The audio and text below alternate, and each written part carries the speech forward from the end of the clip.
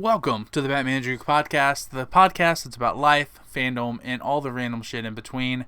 This is our loot drop review of Superman. So as always, we're going to discuss 3 things that we really loved about the movie, 3 things that we really couldn't care for or didn't love about the movie, and then kind of give our overall thoughts. And this is going to be a spoiler review. So if you have not seen the movie yet, please just be mindful of that. And come back and rewatch this video after you've already seen the movie. But let's jump right in. So Thursday night, opening night, me and my wife, we went to the AMC at Quail Springs Mall, and we went to go see Superman. And I've been super excited, no pun intended, for this movie. I think that it not only did a great job, the marketing to kind of up the excitement, but after watching the movie, I thought the marketing did a really good job of not spoiling anything for us in regards to what the movie was going to be about, but also really showing us truly what our new Superman was going to be like. This is a Superman who is kind. He's gentle but powerful. It's a Superman who is very selfless, excuse me. And, you know, it's Superman that honestly harkens back to what the character was originally was. Now, I've seen a shit ton of social media propaganda about this being a woke Superman. This is so fucking dumb. Like, Fox News spent an entire day talking about how Superman's an immigrant. Yeah, you fucking twat. He's from Krypton. He's literally not from Earth. But he is clearly, and they say this in the movie, the most human of all of us. So when I saw all the stuff that was coming out prior to the movie, why does everything have to be woke? Like, why can't we just tell a good story about good people doing good things and then not have some kind of weird political agenda? Fucking idiots. Alright, but with that being said, let's talk about what we loved about the movie, okay? So number one, I said this to my wife when we were coming out of the theater. I love the fact that there was a lack of world building. Now, don't get me wrong, there was clearly like stuff set up throughout the entirety of the movie that shows you where we're going to take this story. But when I say there was a lack of world building, I mean that they literally drop us right into the middle of this story, in the middle of this world, and they don't spend an hour of the movie with exposition trying to catch us up. No, like they treat us intelligently and let us learn along the way. I think that it was a smart move for them to just start this story kind of mid-story to really kind of drop us into this world, and in a world that has had Superman around for years now, with all they told us was like a few sentences right at the beginning to set up where we were at, and then we were hitting the ground running, and I think that was fantastic. I kudos to James Gunn and DC for not treating us like we're idiots and having to have a hour-long origin story just to get into this movie. So I thought that was a brilliant way to be able to start. I thought that along the way they allowed us to be able to kind of learn as we went. They didn't overthink or overstep on any of the process, and yeah, it paid off. It allowed for a very fun, interactive movie that was action packed. The pacing was great. It was just boom, boom, boom, boom, boom, and it allowed us in certain areas for us to take a second, to pause, to collect our breath, take our breath, and then continue to run. And I thought it was just genius the way that it was set up. It was, it hooked you right at the very beginning. And I thought when you're looking at the marketing of the movie, nothing was given away from what the storyline ultimately was, because the storyline wasn't about any of the big bads that Luthor had working with him. It wasn't about any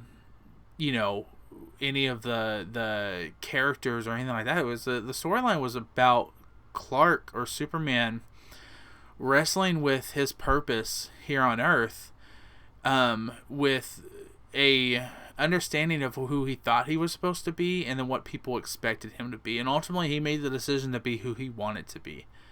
And I thought that was fantastic.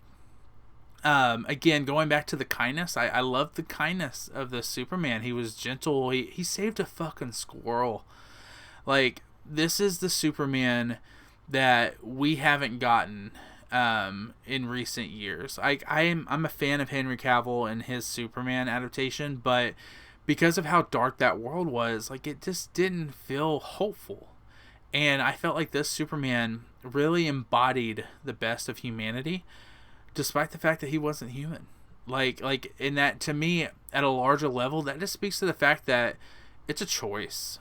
It's a choice for us to be hurtful or to be helpful. It's a choice for us to love or to hate. And I think that, yeah, we could all learn a lesson from Superman with no doubt.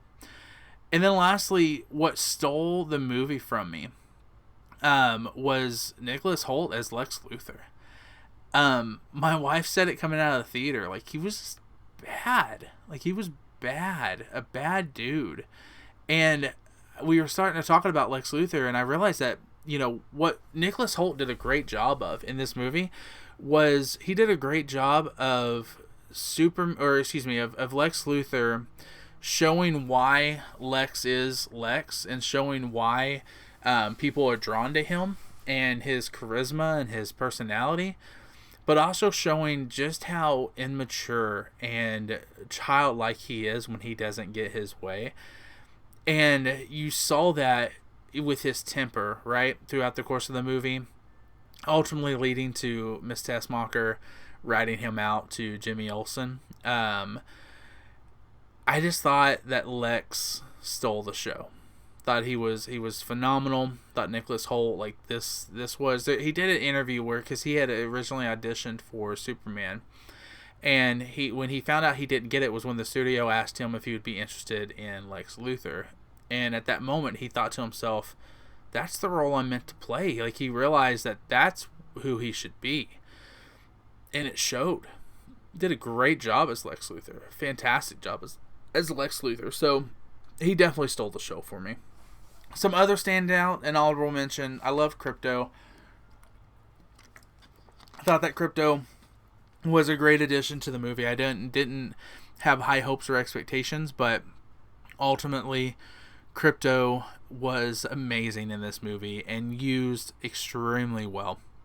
I loved the very brief glimpse we got of Kara, or Kara, depending on how you want to pronounce it. I always say Kara, but I guess it's probably Kara. But of Supergirl at the end of the movie, where she comes in to get Crypto. I think we got just one line gave us an insight into who we're going to really get in this new Supergirl movie that's coming up next, and that's when she was leaving and she yells back at Superman. She says, "Thanks for watching my dog, bitch." Like, I laughed out loud at that line. I think that this is going to be bonkers between her and Jason Momoa as Lobo.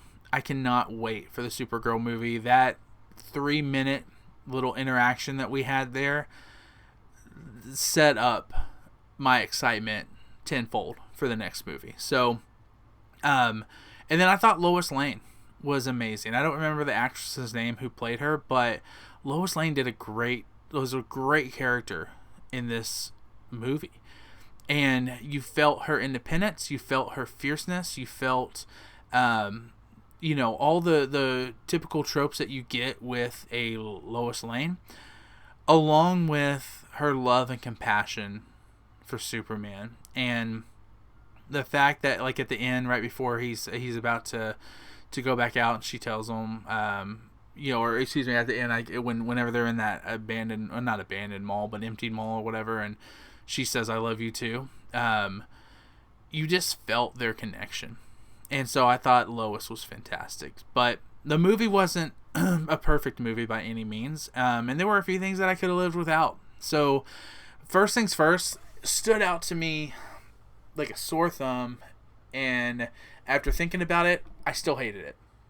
And that was, I was not a fan of the Crypto and Lex scene towards the end of the movie, where they had their version of the Hulk and Loki, puny god little stint where Crypto's tossing Lex around this room. I loved leading up to it all the fact that Crypto was a bad dog.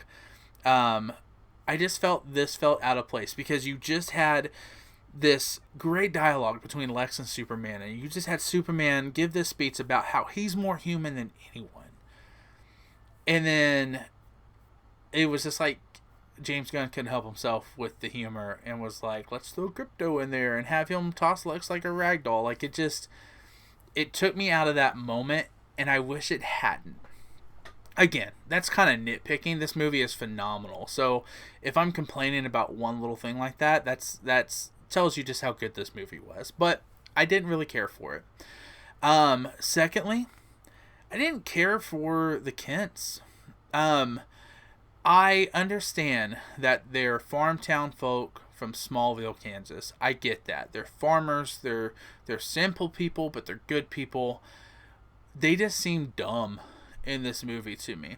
Minus the last scene between Jonathan Kent and Clark, where he's like, I'm proud of you and everything. And then the montage you got at the end where Four or Gary starts playing the video clips of Clark growing up. I did not care for the Kents. I just thought that we dumbed it down too much. And as a person who lives 2 hours away from Kansas, I can tell you they're not all dumb country folk. We down here in the South are not idiots. We do have Southern hospitality. We have Southern kindness. We have those good hearts that you saw from the Kents in the movie. We're not like so dumb that we have to sit there with our phone on speakerphone and try to get, like, it just, I don't know. It was a little silly in my opinion. I didn't care for that, but that's okay. Like, again, small complaints. And then the last one, the Justice Gang running name and joke. It lost me after the first initial punchline. I just it felt very Peacemaker-ish, and I don't mean that necessarily in a bad way, but I love the cameo of John Cena in the movie. I just kind of felt like the running joke of the Justice Gang and stuff, like it felt like a great little joke for a TV sitcom, not for a Superman movie. At least not after the initial joke. The fact that we just kept coming back to it, I just I don't know. I kind of thought that was a little bit too much. And I think, again, these are silly complaints, but I am going to give you 3 things that I could have lived without, and those are it. I just thought that ultimately the joke was stupid. So, but that's okay, right? Because this movie is going to make all the money. People are excited about it. It's the launch of the new DCU. And honestly, I can't wait to see where they take it. Overall, in general, this movie was phenomenal. I mentioned it on my out of theater reaction. This was the best superhero movie we've gotten since Endgame.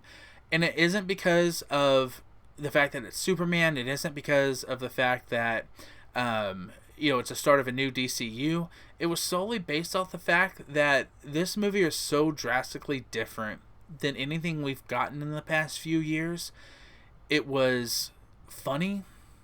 It was action-packed. It was intenseful. It was everything we needed it to be as a new Superman movie without necessarily being over the top. And I think that James Gunn could have overcompensated from the Snyderverse and gave us something silly and campy. I was worried that this was going to be a little bit of Thor Love and Thunder, but it was a little bit more Thor Ragnarok. It was funny, balanced in with a lot of deep